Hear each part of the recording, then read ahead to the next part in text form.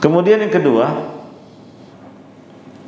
kenapa kita tetap meminta hidayah sekalipun telah mendapatkannya, dan buktinya disuruh baca Al-Fatihah setiap kali salat, dan itu petunjuk dari Nabi kita Nabi Muhammad sallallahu alaihi wasallam. Karena seorang hamba, setiap hamba siapapun dia butuh hidayah. Ya. Dia memiliki keinginan dan tekad. Keinginan yang kuat untuk melakukan atau melaksanakan apa-apa yang dicintai oleh Allah dan meninggalkan apa-apa yang dilarang dan dibenci olehnya. Ya.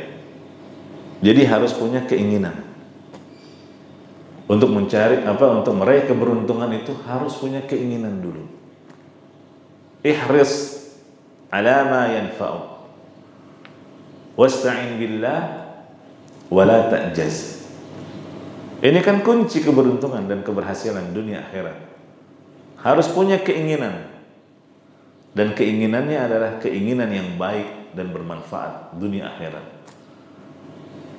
Untuk mewujudkan apa yang dia inginkan, dia harus iringi dengan kesungguh-sungguhan dalam meraih apa yang dia inginkan itu. Seperti yang tadi kita bilang, menginginkan hidayah harus dicari dengan usaha kerja keras, sungguh-sungguh. Wala ta'jaz, jangan lemah, jangan putus asa. Apa sebelumnya? Wasta'in billah, jangan lupa minta pertolongan kepada Allah Subhanahu wa ta'ala. Iya. Ini kan diucapkan setelah kita mengucapkan apa? Iyyaka na'budu wa iyyaka nasta'in. Iya kan? Setelah mengucapkan kepada Engkau kami beribadah, hanya kepada Engkau ya Rabb, dan hanya kepada Engkau kami memohon pertolongan, baru minta ihdinas siratal mustaqim. Iya. Jadi ini yang kedua, punya keinginan dan tekad yang kuat. Karena berapa banyak kita mengetahui satu kebaikan, tapi kalau tidak ada keinginan untuk mengamalkannya, maka belum sempurna kebaikan itu. Iya. Kita tahu keutamaan qabliyah subuh,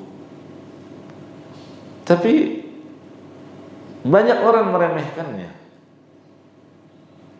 Iya, seseorang tahu keistimewaan ibadah di bulan Ramadan, bahkan diskon besar-besaran yang Allah berikan, tapi kalau tidak punya keinginan, ini kerugian. Iya, na'udzubillah. Itu tanda hati yang sakit. Ya, nggak bisa merasakan nikmatnya ibadah, nikmatnya baca Quran, nikmatnya munajat. Itu tanda hatinya sakit. Tidak tergiur dengan iming-iming yang disebutkan dalam Al-Quran dan hadis tentang keutamaan satu amal. Itu ibarat orang yang sakit disuguhi berbagai hidangan yang lezat, nggak tergiur dia. Ada pizza, ada spaghetti, ada sop konro, ada coto, apalagi kesukaan dia semua itu. Tapi dia lagi sakit. Apakah dia bisa menikmatinya? Tidak bisa. Begitu juga hati kita.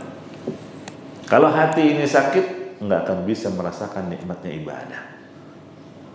Tidak tergiur dengan sekian kebaikan-kebaikan yang ada di depan mata kita.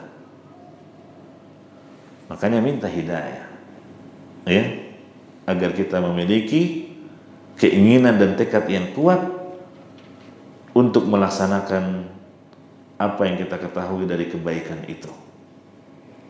Ya.